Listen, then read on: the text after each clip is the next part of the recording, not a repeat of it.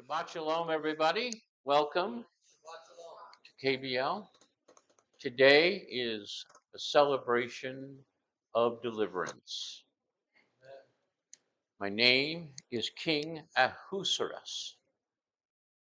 My wife is Esther. This is a picture of me many years ago.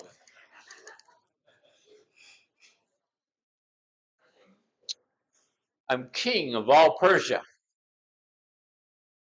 and king of burgers.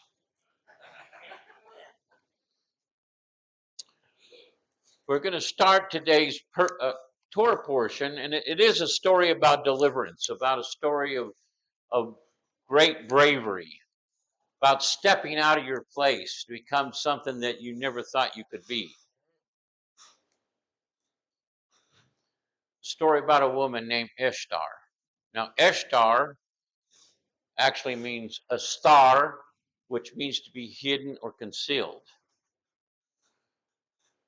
So we'll start chapter 1, verse 1. Now in the days of Ahasuerus, the Ahasuerus who reigned from India to Ethiopia over 127 provinces.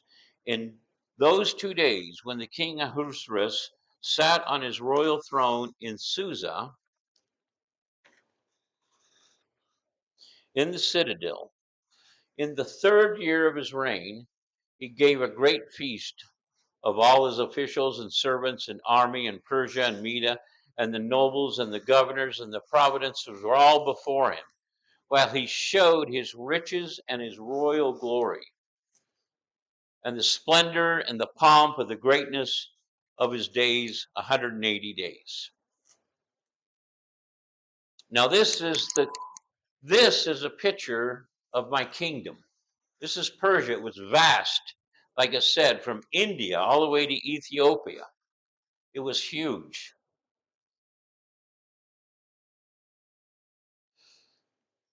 It ranges in the time of the prophets of uh, Ezra and Haggai and Zechariah and Nehemiah and Malachi. All these prophets were in this period of this Persia reign that started with Cyrus. We see here in this timeline the red pointing to Cyrus, which was the king that decided to let the Jews go back and build the Jerusalem, go back and build the temple and restart that process. We see where this arrow is pointing was the fall of Babylon, when Cyrus took the kingdom from the Babylonian king. Like in Daniel's statue, it went from the gold to the silver. Cyrus is the silver.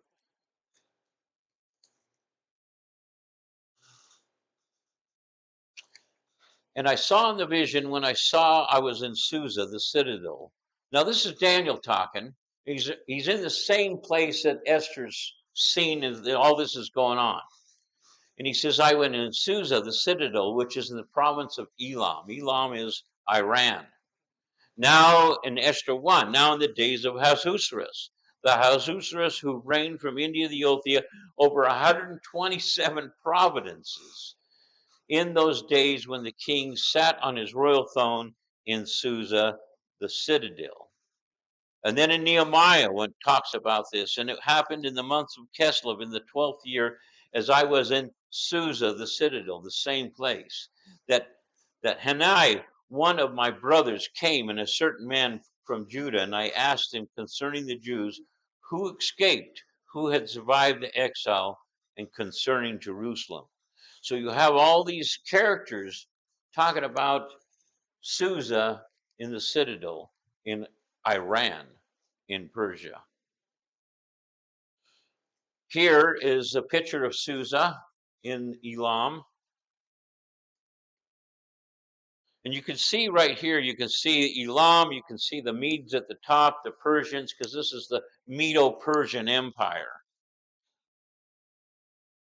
which was what Daniel spoke about. Here we see Darius, the king.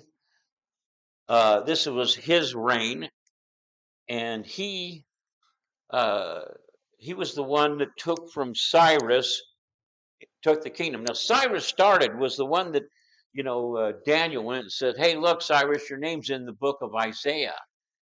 God's got a plan for you." And it struck with Cyrus, and he moved. Back then you didn't have one God. You just collected them, and if one calls you by name, you paid attention, right? And so Cyrus is now letting Zerubbabel go back and start the beginning of the process that Daniel had prophesied about. This is all going in this same region. Here we see the king Xerxes, which is Esther's husband. Xerxes just means king of men, right? His name was Ahasuerus. And then you see down here, we see this is where Vashti was kicked out at this point in time. She failed to come to the king, and he kicked her out. Here is where Esther was chosen as queen at this timeline. And then this is where the destruction of the Jews was planned at this moment. So you see all this timeline is going on here, but then we see over here, this is the third degree in Artaxerxes. So Artaxerxes was Xerxes' son, right? His son, Artaxerxes Longimanus, was the king that gave the final decree of Daniel's decree to go back and rebuild. That was the time marker, the mathematical count clock of going now back to start the clock to the coming of the Messiah. All these kings are, they followed Cyrus, which was generous to the Jews, and Darius and Xerxes now with Esther, her plea, now giving favor to the Jews, and then Artaxerxes Longimanus, his son, now even giving continued favor to the Jews. This is a period of Persian kings that were all working, obviously, for God had planned and had touched their hearts and changed their minds, and all this was going on. Look,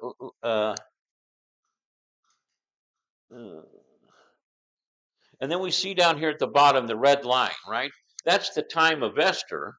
But if you go all the way back to Cyrus and all the way to Artaxerxes on the other end, all this background is them preparing to build the Jerusalem. All these years going on.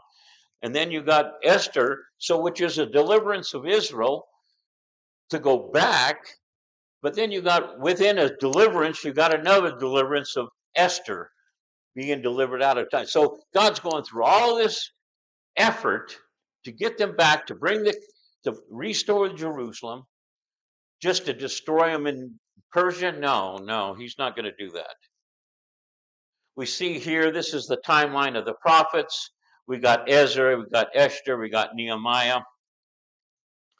And we'll start at Esther 1. And when these days were completed, the king made a feast lasting 7 days for all the people that were present in Shushan and the citadel, from the great to the small, to the court of the garden of the king's palace. There were white, blue, linen garments, curtains fastened with cords, and fine linen and purple on silver rods, and marble pillars, and couches were made of gold and silver on mosaic pavement of alabaster, turquoise, white, and black marble. This was spare no expense at this great feast. And they served drinks in golden vessels, each vessel being different from the other one, and the royal wine in abundance according to the generosity of the king. In accordance with the law, the drinking was not compulsory, meaning he says, have all you want. in accordance with the law, the drinking was not compulsory, for so the king had ordered all the officers of his household that they should do according to each man's pleasure. Drink as much as you want. You'll see that he likes to drink a lot. Okay, verse 10. And on the seventh day, when the heart of the king was merry with wine again, he commanded Merhamun and Biztha and Harbona and Bigtha and Abkatha, Zester and Carcas, and the 7 eunuchs who served the presence of the king as husras, to bring the queen Vashti before the king with her royal crown, in order to show the people and her princesses her beauty, for she was lovely to look at. The word Vashti does mean beautiful. But Queen Vashti refused to come. She's going, I'm not going to go to the bunch of rooms of the drunk guys and do a showcase. She had an attitude.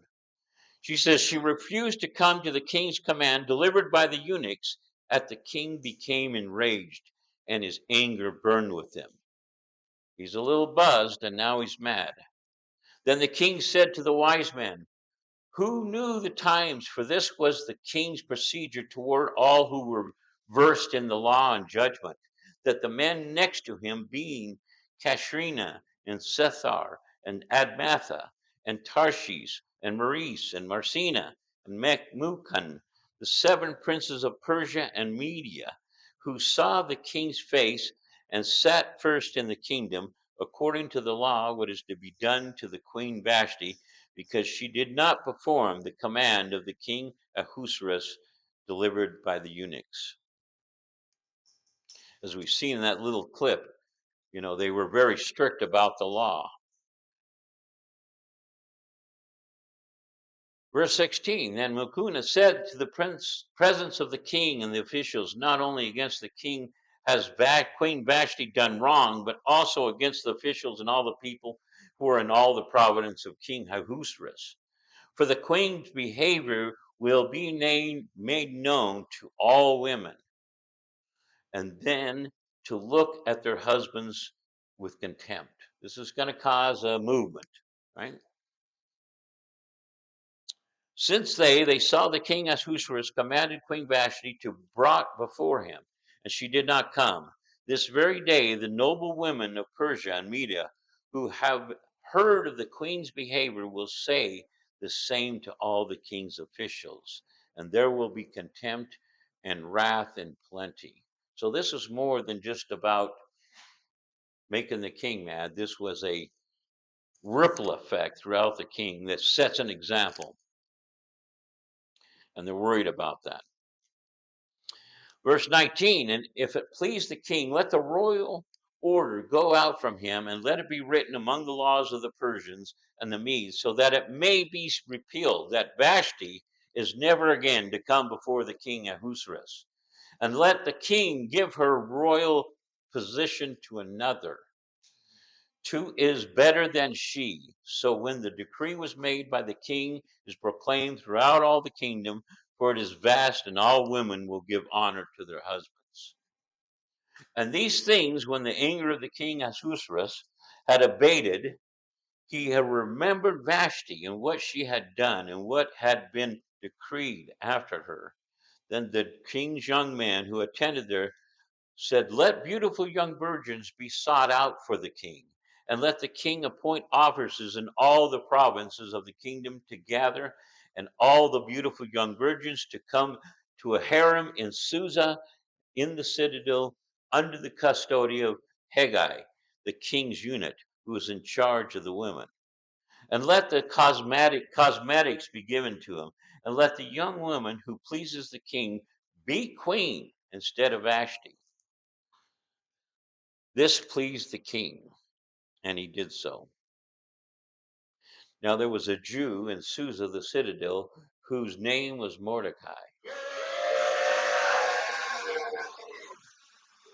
the son of Jair, the son of Shemil, the son of Kish, a Benjamite, who had been carried away from Jerusalem with the captives, carried away with Jehonai, the king of Judah, and from whom Nebuchadnezzar, the king of Babylon, had carried away.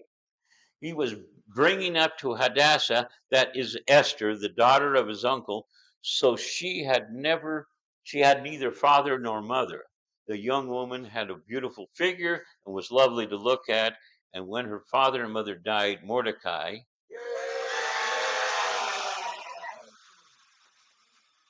took her as his own daughter.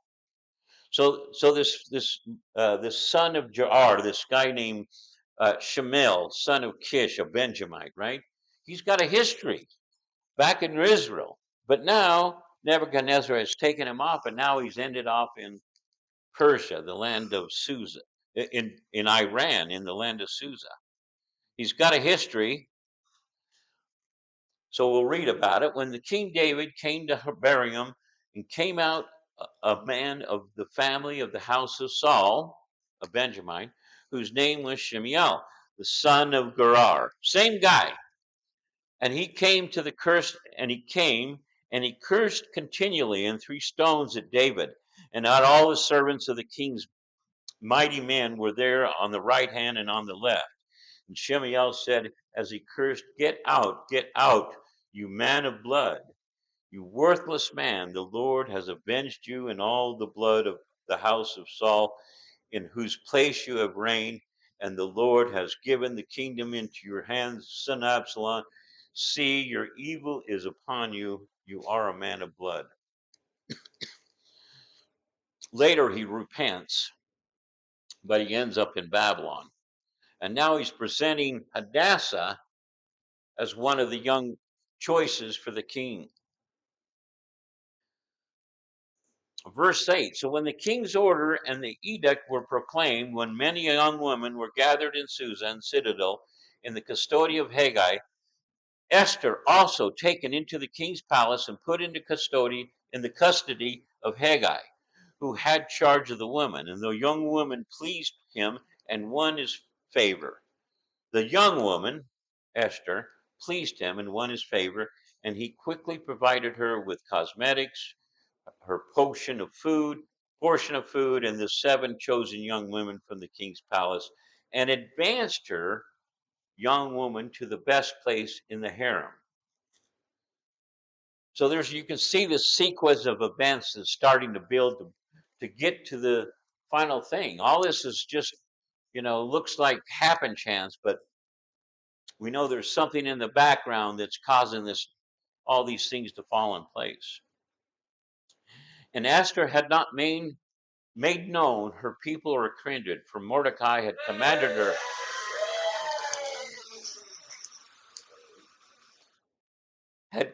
her to make known, and every day Mordecai walked in front of the court of the heaven to learn how Esther was and what was happening to her. So he's always hanging out, concerned about who he considers his daughter. So according to the Hebrew Bible, Queen Esther was born with the name Hadassah, which means myrtle. Her name changed to Esther, a star, to hide her identity upon becoming Queen Persia. And the 3-letter word of Estar means to hide, conceal. The passive is to be hidden. So he picks a name that means to be hidden because he wants her to be hidden for a purpose. But in this whole story, she's not the only one that's hidden. The mention of God is not even mentioned, but is he working like the song you guys sang today? He's still working, but even though I don't see him and even though I don't feel him, he's still working, and we can see that in this story. Chuck Misser shares some acrostics, which is where you take these words and you can build wheels out of taking certain letters from it. And this first one appears in the conclusion of Mechanim, the counsel regarding the disposition of Queen Vashti in verse 120 is shown. And so we see here, if you can see the highlighted white letters in the Hebrew, you see that there's Yod, Hey, Vav, Hey, but it's backwards, right, than what we would read. And so Chuck's idea is that it's backwards because God was turning back his counsels from the counsels of men. So when it's backwards, it's like I've turned my face away from you. The second one in the story of Esther is when Esther invites King Haman to a banquet. And,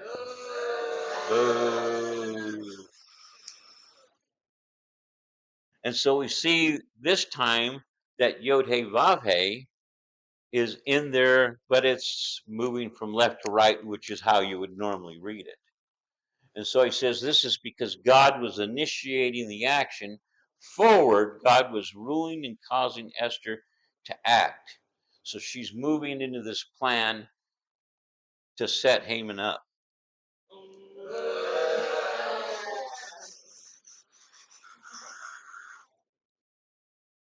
The third one in this thing is the third acrostic, is verse 513, and is shown here. Again, the name is backwards. Yod He Vav He is backwards. And this is because Haman's end was approaching. You're going down, Haman.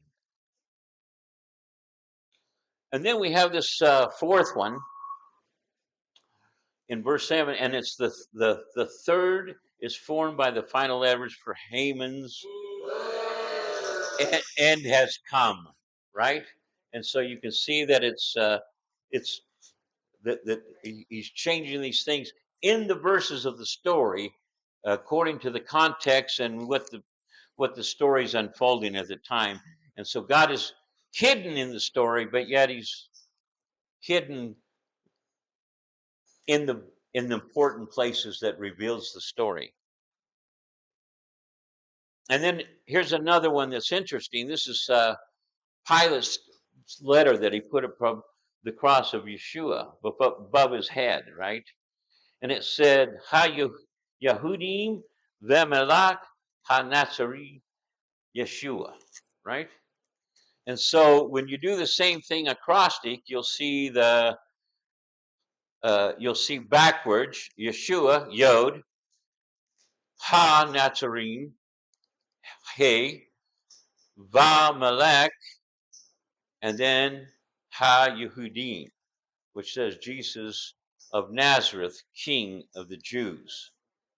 So when the people seen this, they put up such a big mess about it. It's probably because they did see Yod He Vav He in that sign, in those letters, because he wrote it in Greek, he wrote it in Hebrew, and he wrote it in Latin. And so anybody that read Hebrew, they could see this message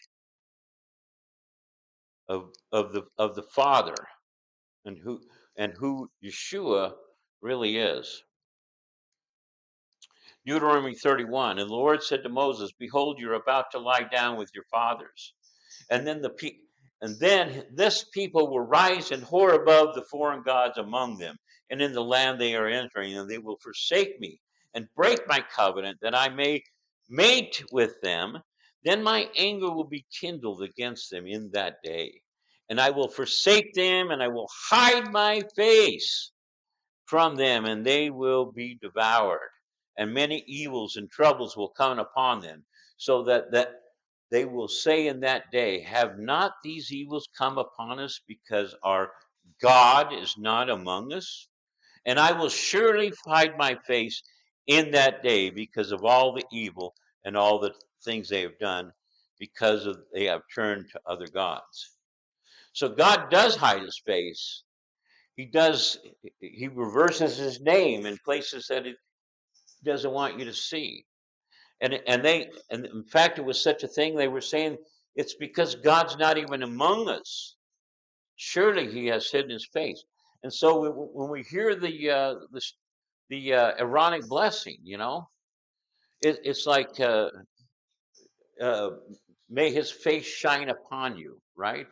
May his face lift up and look at you, right? It's like it's a request. It's an act of permission. Why would he have to lift his face to look at? Because he's not looking at you, right? Why is he not shining on you? Because You've you've done evils, and it's like a request for repentance, a request for permission. And you'll see all throughout the history of Israel that they did turn, and he did hide his face, and then they would seek repentance, get out the sackcloth, and then things would be restored. So, and I believe there's going to be one day in the future where God will again shine his face, because right now to Israel, I believe he's hiding his face. They don't see him, right? It's like the veil that come down from Moses, and Paul says this veil remains today, and until they see the Messiah, then it's lifted. And so that was Moses hiding his face like God hides his face. Esther 2, now when the turn came for each young woman to go to the king Ahasuerus, after being 12 months under the regulation for women, since this was a regular period of their beautifying, 12 months. 6 months with oil, myrrh, and 6 months with spices and ointments for women. Roses and goat baths, and come on. And when the young woman went into the king in this way, she was given whatever she desired to take with her from the harem to the king's palace. So she wants some gold, she wants some diamonds, bling bling. She can take it with her. And in the evening she would go in, and in the morning she would return. This is part of that story, one night with the king. So they would have a visit with the king, and then they would return, go to the harem, and then they would wait, not knowing who was going to be queen. Then in custody, and so then they would return to the second harem. In custody, Shagahaz, the king's unit, who was in charge of the concubines. So this, now they went to the concubine section, and she would not go into the king again unless the king delighted in her and she was summoned by name. That would be a long wait, right? And when the turn came to Esther, the daughter of Abihail, the uncle of Mordecai, who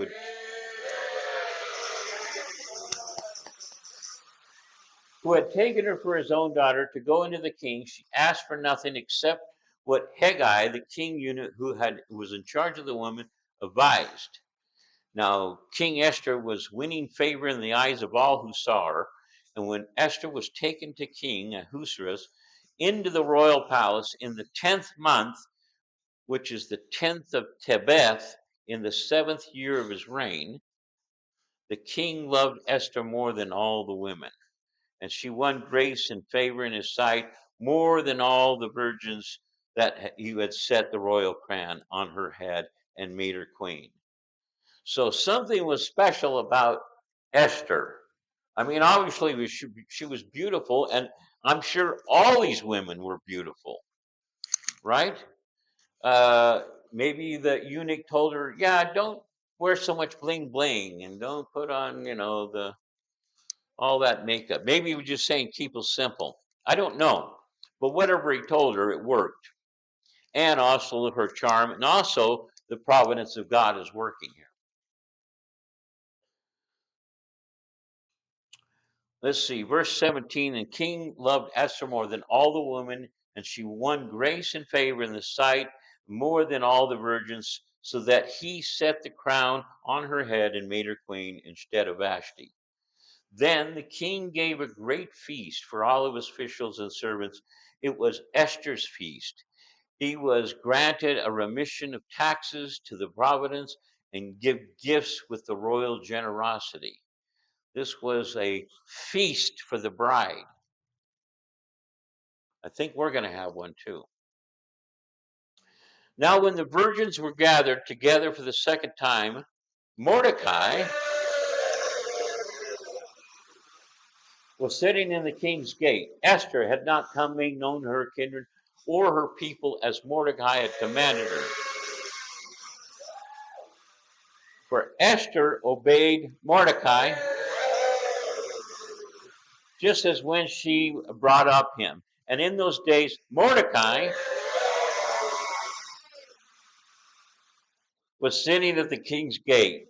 Bitham and Teresh and two of the king's eunuchs who guarded the threshold became angry and sought to lay hands on the king Ahasuerus.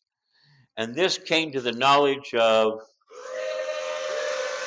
Mordecai. And Mordecai, when the affair was investigated and he found to be so, the men were hanged on the gallows. And it was reckoned in the book of the Chronicles in the presence of the king. So these two guys, Mordecai overhears what they're going to do, and he notifies, and now it's written in the book of the Chronicles. And these things King Ahasuerus promoted Haman, the Agagite, the son of Hammedatha, and advanced him and set him on the throne above all the officials who were with him. So Haman, the Agagite, who was, like he said in this little clip, his father was Ahag, right? An Amalekite, right? And so that was when Saul was supposed to finish those guys off, and he doesn't. And it comes back to haunt him. So in verse 2, and all the king's servants who were there at the king's gate bowed down and paid homage to Haman, for the king had so commanded concerning him. But Mordecai did not bow down and pay homage. Why? Why is Mordecai not doing this? I mean, because he's a Benjamite, right? He's like like when Saul was fighting the Agag. He should have finished him off, right? So now he's going. No, Mordecai said, we should finish you guys off, right? I'm not bound down to somebody that should have been long gone. And God says that from generation to generation, you're going to be a target. So I'm not bound down to no targets.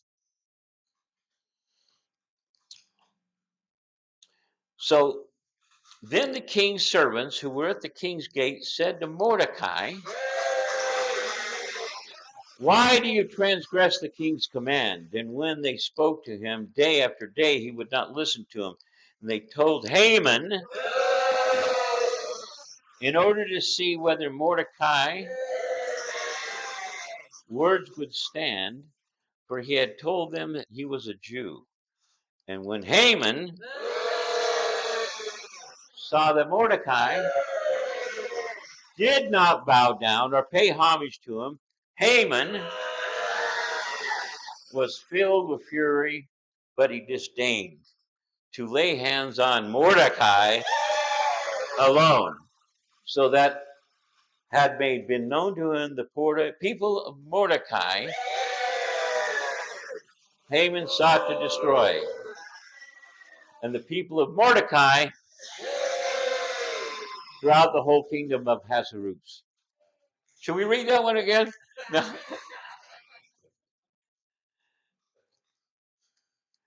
Deuteronomy 25. Remember Amalek did to you on the way as you came out of Egypt, how he attacked you on the way out when you were faint and weary and cut off from your tail those who were lagging behind and did not fear God. And therefore, when the Lord your God has given you rest from all your enemies around you in the land that the Lord has given you and is giving to you in the inheritance you possess, you shall blot out the memory of Amalek and from the under heaven, and you shall not forget. So these were the Amalek. These are the first guys when they first left on the road back to the promised land. Amalek was the one that, and they got all the people at the end, the old people, the babies, the young people, the slow people, right? Those were her targets, you know. And if you look, they're related to the people that did the attack on October 7th, who did exactly that. They attacked young people and babies and old people and They attacked. Their attack was not on a military target. Exodus 17. Then the Lord said to Moses, "Write this in a memorial in a book and recite it to the ears of Joshua, and I will utterly blot out the memory of Amalek from heaven." And Moses built an altar and called the name of it, "Lord is my banner," saying, "A hand on the throne of the Lord will have war with Amalek from generation to generation." So we can see they had it in the 1500 BC when Moses was leaving.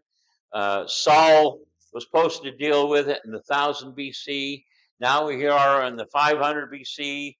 We're still having to deal with Amalek, and there's still a problem. And today in 2023, they're still at it. Well, I know, but wasn't it 23 when they had October 7th? Yeah, and 20, and today. So Amalek, Timah was a concubine of Eliphaz, Esau's son, and she bore Amalek. Now remember, Timah was a Horite. She dwelled amongst the hill country, which is where giants lived. Amalek in Arabic means giant. So there's something going on with this bloodline. And then Psalms 83. And they lay crafty plans against your people. They consult together against your treasured ones. They say, "Come, let us wipe them out as a nation. Let the name of Israel be remembered no more." This saying right here was Ahmadinejad of Iran had said that very same thing. So still today, they said it. "For they conspire with one mind against you. They make a covenant. The tents of Edom, Ishmaelites, Moab, the Hagarites, Gabal, Ammon, and Amalek."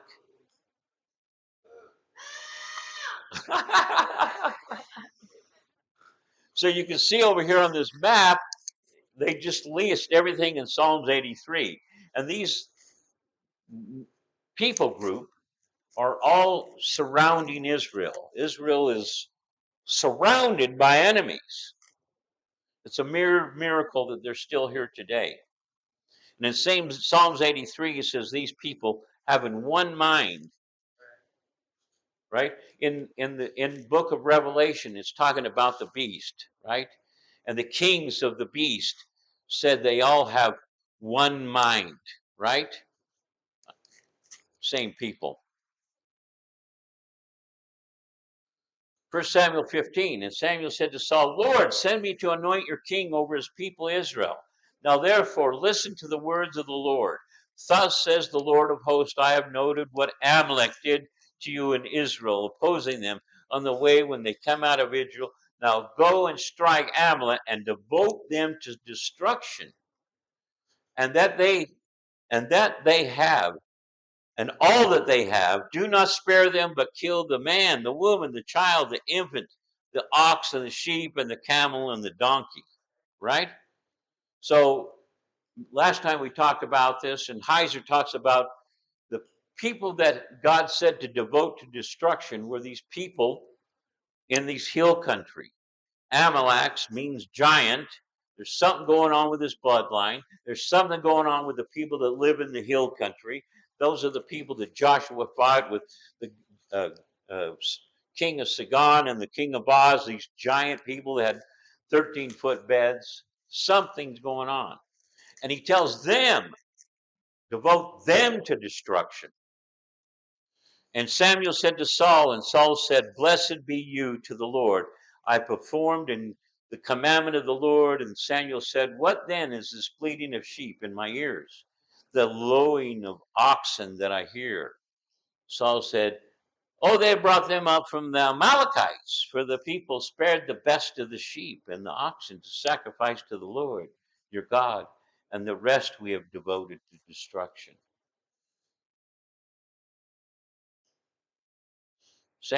Samuel says, has the Lord as a great delight in burnt offering and sacrifices, as in obeying the voice of the Lord? Behold, it is better than better than to obey than to sacrifice, and listen than to listen in the fat of the rams. For rebellion is a sin of divination. I tried to look that word, and it means like evil works, like, Ouija boards and stuff, right? Rebellion. And the presumption as iniquity and idolatry. Because you have rejected the word of the Lord, he has also rejected you from being king. Big mistake. So all Saul had to do was just do what he said, wipe them all out.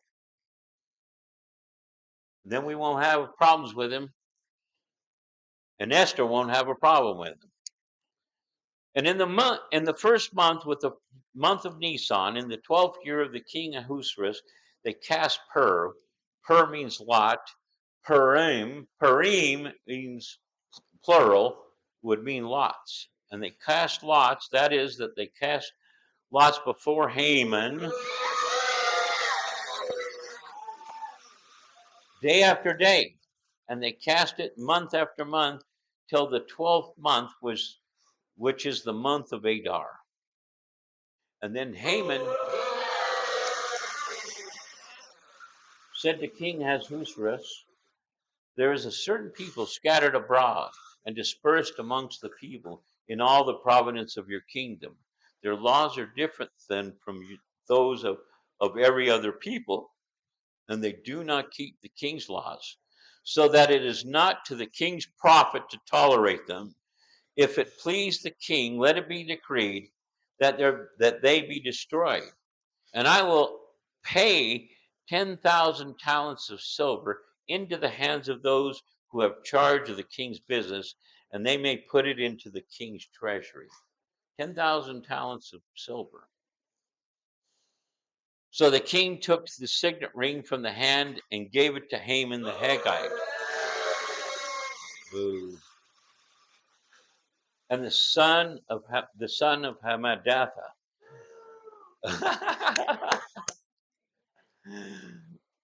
the enemy of the Jews. And the king said to Haman, this money is given to you, the people also, to do with them as it seems good. So this king, he's a little wishy-washy, right? He doesn't even check, because, I mean, he's got all these Jews in his kingdom. They're probably paying taxes. They're probably got jobs. They're probably contributing to the economy. And Haman's going to say, 10,000.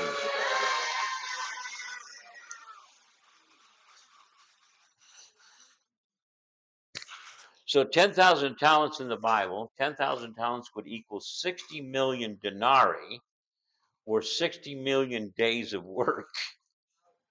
A biblical talent was enough money that a man who owned it could be considered rich.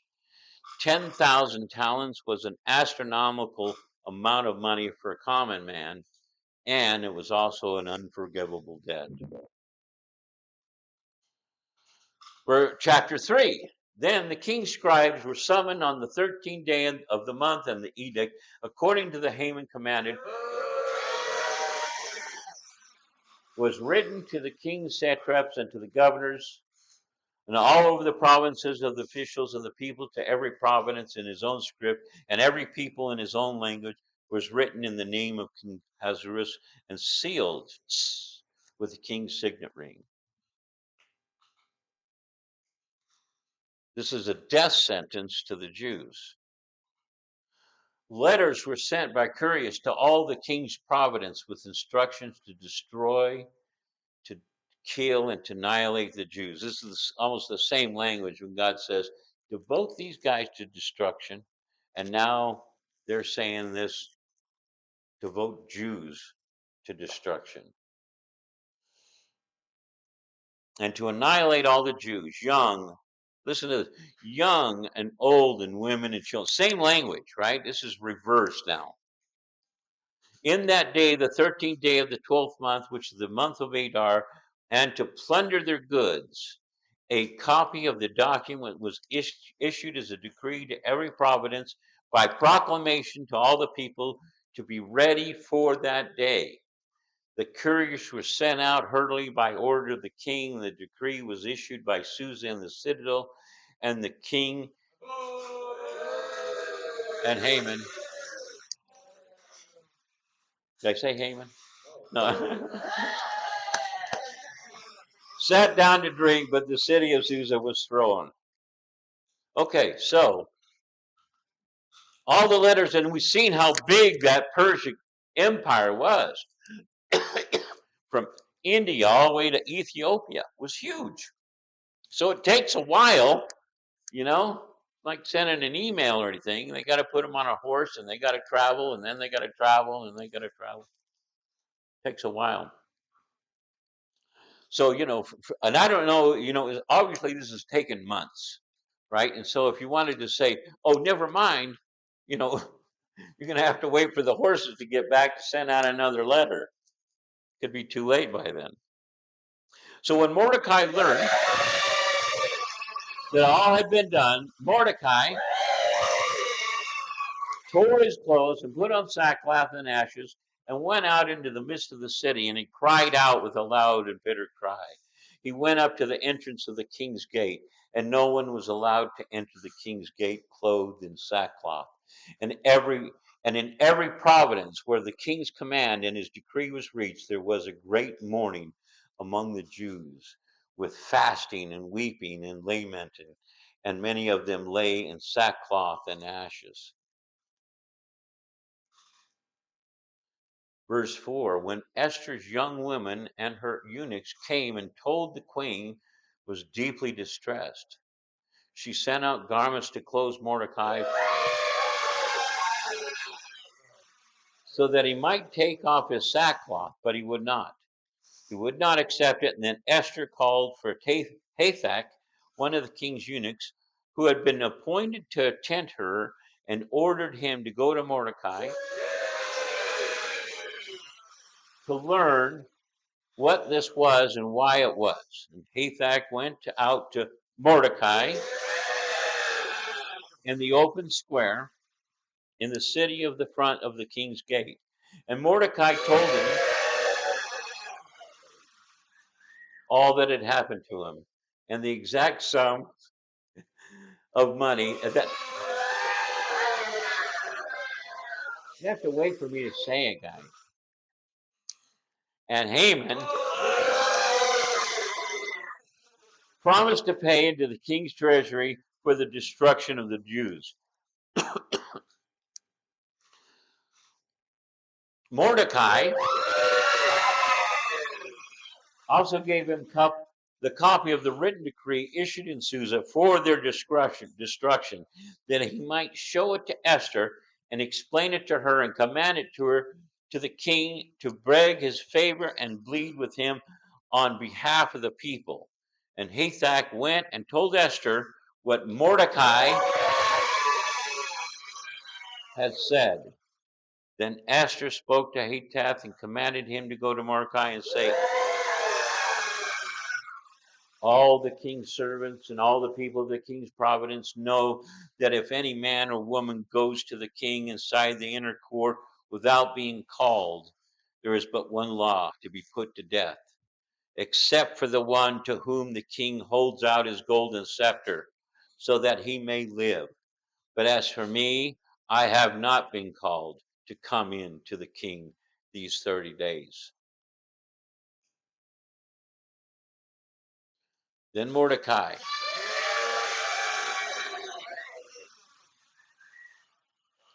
Then they told him what Esther had said. And then Mordecai told him to reply back to Esther. Do not think to yourself that the king's palace you will escape any more than any other Jew. You're a target too, Esther.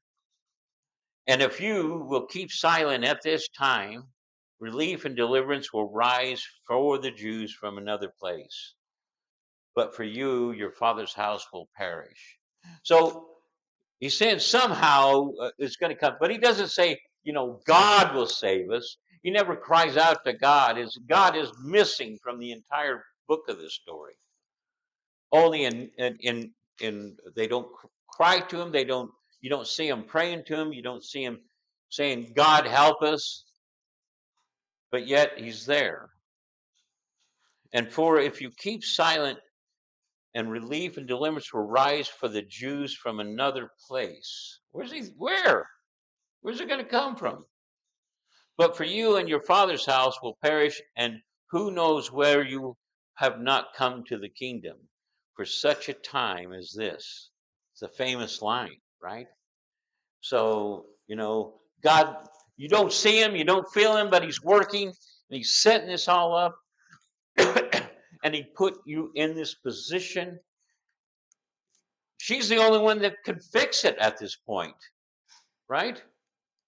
This woman is the only one that can save the nation of the Jews in the Persia Empire. And she's in the only position that can do it. And he says, you may not have come to the kingdom for such a time as this. Then Esther told them to reply to Mordecai, go gather all the Jews to be found in Susa and hold a fast on my behalf. And do not eat or drink for 3 days and 3 days and night and day, and my young woman will also fast as you do, and then I will go to the king, though it was against the law, and if I perish, I perish. Mordecai then went away and did everything as Esther had ordered him. So she's going to do a 3-day fast. She wants all these Jews to be gathered, and Mordecai has gone to do that job.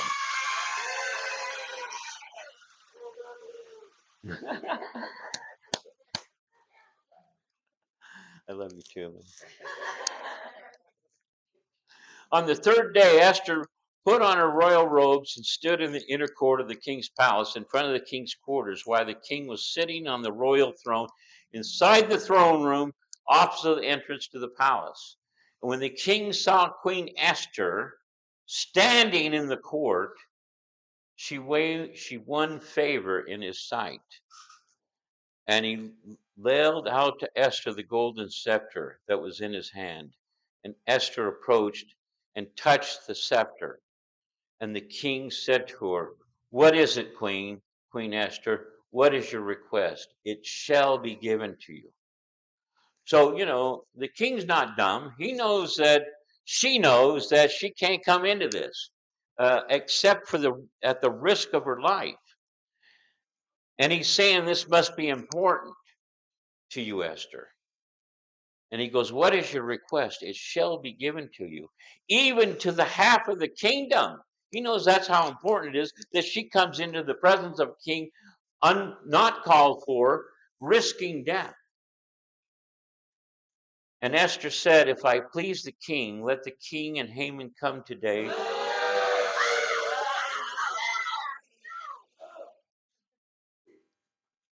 And the feast I have prepared for the king. Then the king said, bring Haman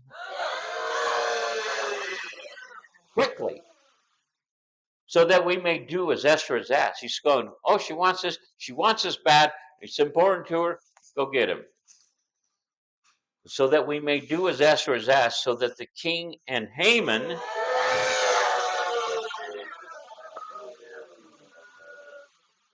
came to the feast that Esther had prepared.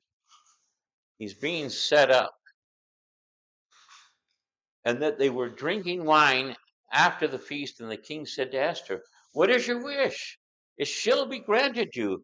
And what is your request? Even to the half of the kingdom, it shall be fulfilled. Then answered Esther, asked my wish and my request. I mean, he said, you're going to get it, right? Whatever you're requesting, you're getting it. She could have just said it right then. Take him out. Let it be done. To the half of the kingdom it shall be filled. And then Esther answered, my wish and my request. But if I have found favor in the sight of the king, and if it please the king to grant my wish and fulfill my request, let the king and Haman come tomorrow to the feast that I have prepared for them, and tomorrow, and I will do as the king has asked it. So we're going to have another feast. and then I'll tell you what I need. And Haman went out of the day joyful, glad in heart. The queen wants me, the king loves me. But then Haman saw Mordecai in the king's gate, that he neither rose nor trembled before him. He was filled with wrath against Mordecai. Nevertheless, Haman restrained himself and went home and sent before him his splendor of riches and the number of his sons and the promotion of the kings and the servants of the kings. And the Agagite, I tricked you. Then Haman said, even Queen Esther, let no one but me come with the king to the feast she should prepare, and tomorrow I am also invited by her together with the king. He is on cloud 9. Yet for all this is worth nothing to me, as long as I see Mordecai the Jew sitting in the king's bed. So his hatred is so hateful towards Mordecai that his destruction is worth more than having the favor of the king and the favor of the queen and the signet ring and all that comes with it. He just wants him dead. This is such a hate. And Ezekiel 35 says these people that he talks about, and includes all these people, they have an everlasting hatred. Olam haba, right? That word abba is translated as enmity, is the same word when Genesis 3 says, and her seed will have abba, enmity with your seed, right? And Ezekiel says they're going to have everlasting abba, everlasting conflict. And they've been doing it for 3,500 years. And they're doing it today. And they will never stop until the king of the Prince of Peace stops it. Verse 13, yet this is all worth nothing to me as long as I see Mordecai, the Jew, sitting in the king's gate. Then his wife Zeresh and all of his friends said to him, let gallows 50 feet high be made. In the morning, tell the king to have Mordecai hanged on it. And then go joyfully with the king to the feast. And the idea pleased Haman. And he had gallows made, right? So the gallows that they're talking about, that particular word was a giant stake. And then they would kill him, and then they would shish kebab him. And 50 cubits is 75 feet in the air. So this was like a banner to anybody that wants to not bow down to Haman.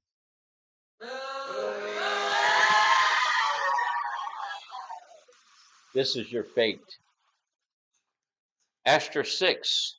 On that night, the king could not sleep, and he gave orders to bring the book of the memorable deeds, the Chronicles, and they were read before the king. And then it was found written how Mordecai told about Bigtha and Teresh, the two king's eunuchs who guarded the threshold, who sought to lay hands on the king, and the king Ahasuerus. And the king said, what honor or distinction has attended him? Said, nothing has been done for him. And the king said, who is in the court? He shares something. Haman has just entered the outer court. Now Haman had just entered the outer court in the king's palace to speak to the king about having Mordecai hanged on the gallows. So at the same time, the king is going, oh, this guy saved my life, and we should do something nice for him. And Haman is coming in to say, yeah, we should hang him. That's what we should do, right? This is ironic statements all happening at the same moment. And the king's young men told him, Haman, standing in the court, and the king said, let him come in. So Haman came in, and the king said to him, what should be done to the man whom the king delights to honor? Oh. And Haman said to himself, who would the king delight to honor more than me? I'm his second right hand. I got the signet ring. The queen invites me to feast. It's got to be me. And Haman said to the king, for the man whom the king delights to honor, let the royal robes be brought. Oh, he's going to dish it up because he thinks it's for him. And which the kings have worn. The king has worn. He should be wearing the king's clothes. And the horse that the king has ridden, put him on that horse, and on whose head the royal crown is set. And let the robes and the horse be handed over to the one of the king's most noble officers. And let them dress the man whom the king delights to honor. And let them lead him on the horse to the square of the city, proclaiming before him, thus shall it be done to this man whom the king delights. Haman's already thinking, oh, what am I going to wear? What am I going to, I got to go get a haircut and stuff, Then Mordecai returned to the king's gate, but Haman hurried to his house. Oh, mourning with his head covered. And Haman told his wife Zeresh and all the friends everything that happened. And then his wise man and his wife Zeresh said to him, if Mordecai, before whom you have begun to fall, is of the Jewish people, you will not overcome him, but he will surely fall, but you will surely fall before him. Verse 14. While they were yet talking, the king's eunuchs arrived and hurried to bring Haman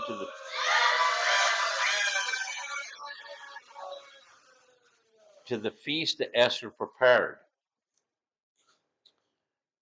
Chapter 7. So the king and Haman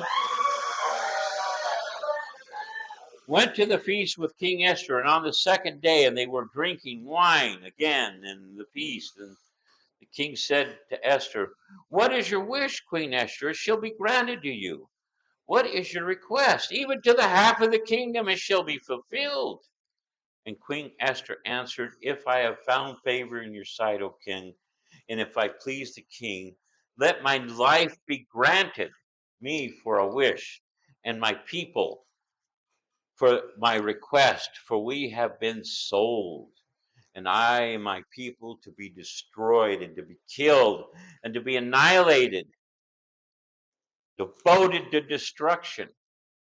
And if we have been sold merely as slaves and men, it would have been silent, for our affliction is not compared with that of the loss of the king. Then King Ahasuerus said to the Queen Esther, who is he? And where is he? Who has he dared to do this? And Esther said, a foe, an enemy, this wicked man Haman.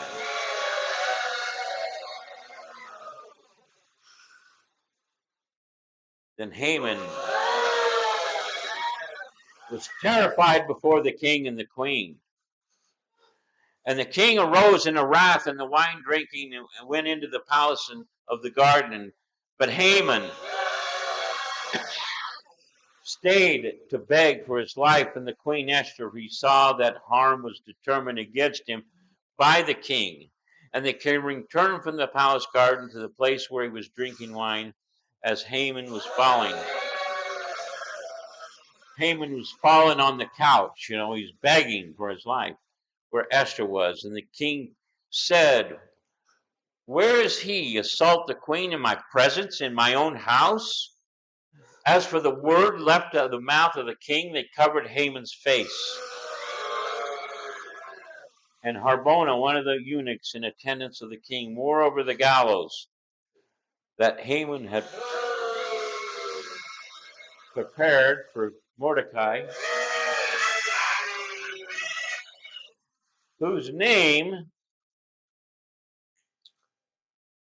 whose words saved the king, is standing at Haman's house.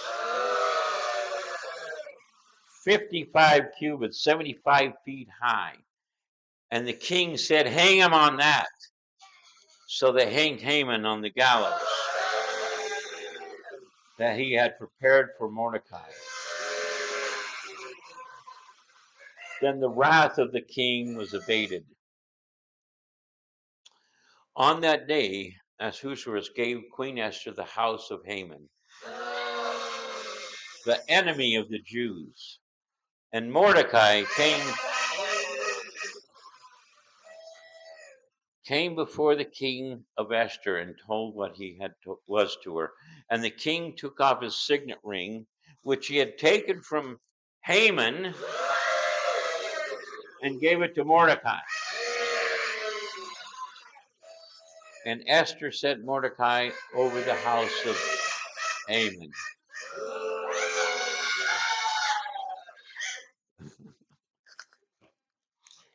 Then Esther spoke again to the king. She fell at his feet and wept and pleaded with him to avert this evil plan. Now remember, he'd already been sealed with a signet ring, and once it's been set, you can't reverse that command. So it was going to happen. It was going to happen on that day, but he couldn't stop it. And she pleaded with him to avert this evil plan of Haman, the Agagite, the plot that he had devised against the Jews. And when the king held out his golden scepter to Esther, Esther rose and stood before the king. And she said, if it please the king, and if I have found favor in thy sight, and let an order be written to revoke the letters devised by Haman, the Agagite, the Samahamaditha.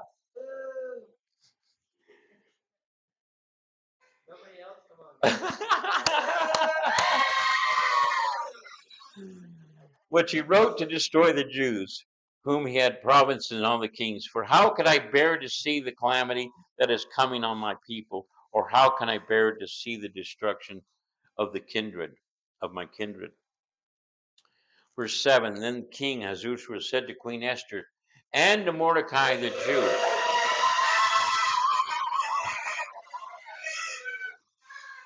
behold, I've given Esther the house of Haman, and they have hanged him on the gallows, because he intended to lay hands on the Jews. But if you will write as you please, he's telling Mordecai, if you will write as you please with regard to the Jews in the name of the king, and put the seal on it with the king's ring for an edict written in the name of the king and sealed by the king's ring, cannot be revoked. So the king's scribes were summoned at that time in the 3rd month, which is the month of Zivan, in the 23rd day, and the edict was written according to all that Mordecai had commanded concerning the Jews to the satraps and the governors and the officials in the province and the India, from India to Ethiopia, the province to each and every province in their own script. So they're writing in all these different languages, each people in their own language, and also to the Jews in their script and their language. And he wrote the name of the king Ahasuerus, sealed it with the king's signet ring. And this letter was sent out, mounted by couriers, right on swift horses that they were used by the king's servants, bred from the royal stud, saying that the king allowed the Jews who were in every city to gather and defend their lives. So I can't revoke the first one, but now I can tell them, you have the king's permission to defend with your lives and to destroy and to kill and annihilate all the armed force of every people and province that might attack you. Now, this is crazy because he's just saying you defend your lives and you're going to have to kill some of my people.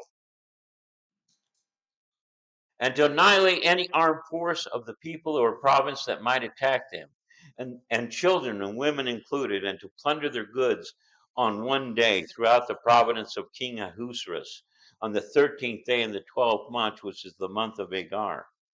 And a copy was used as a decree in every province, being publicly displayed for all the people and all the Jews to be read, and on that day to take vengeance on their enemies. So the couriers mounted swift horses, and they were used in the king's service, and rode out hurriedly, urged the king's commanded, and the decree was issued in Susa, the citadel. When Mordecai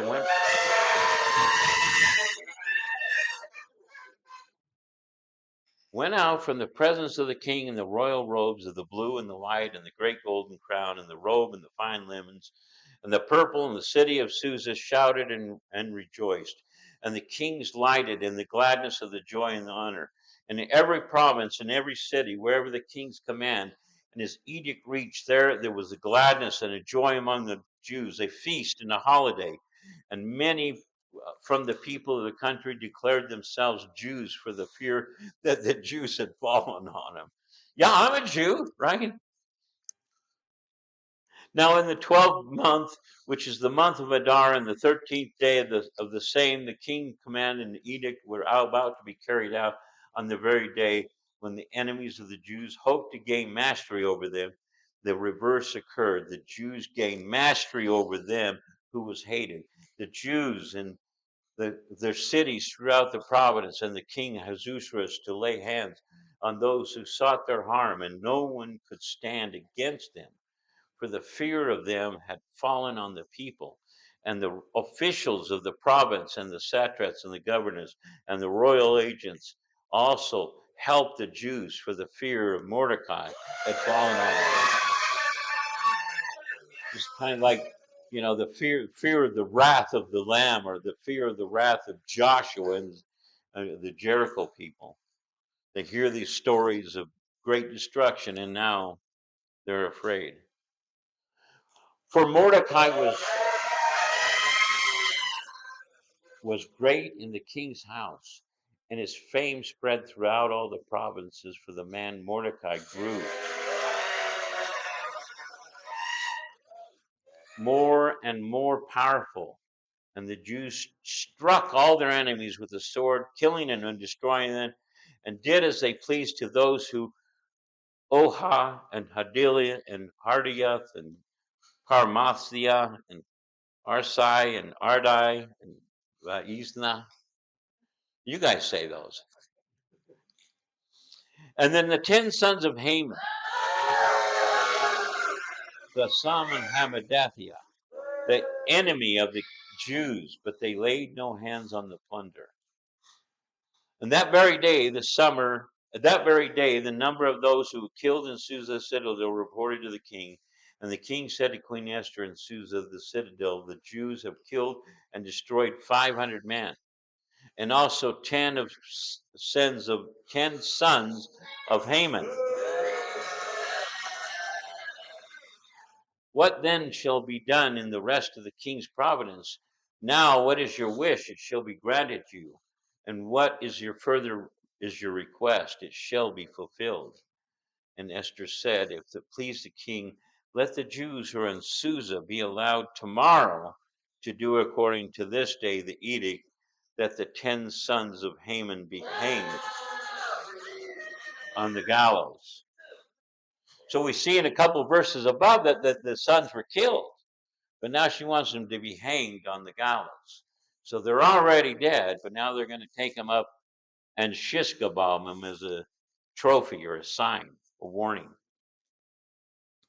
And so the king commanded this to be done, and a decree was issued in Susa, and the 10 sons of Haman were hanged.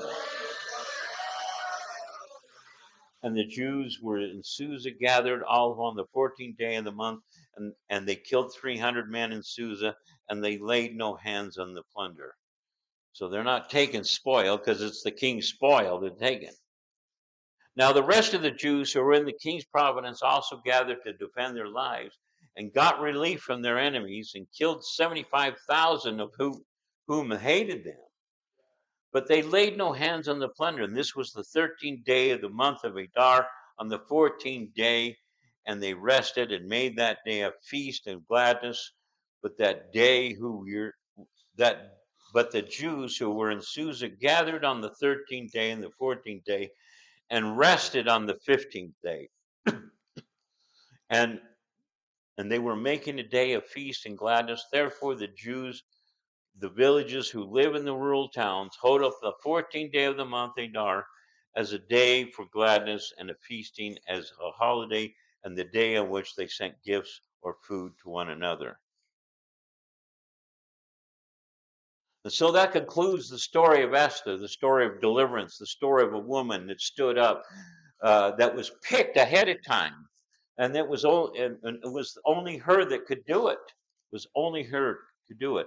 And then Bill Cloud tells a story about how uh, Joseph, whose name was changed to an Egyptian, that was hidden as a hidden Jew amongst the Egyptians, right? And that his purpose was for all Israel to be saved, right? And now you got another woman whose name is changed, who's hidden in another country, and her job was that all Israel would be saved. So we look forward to another day because Paul says in one day, and all Israel will be saved. God bless.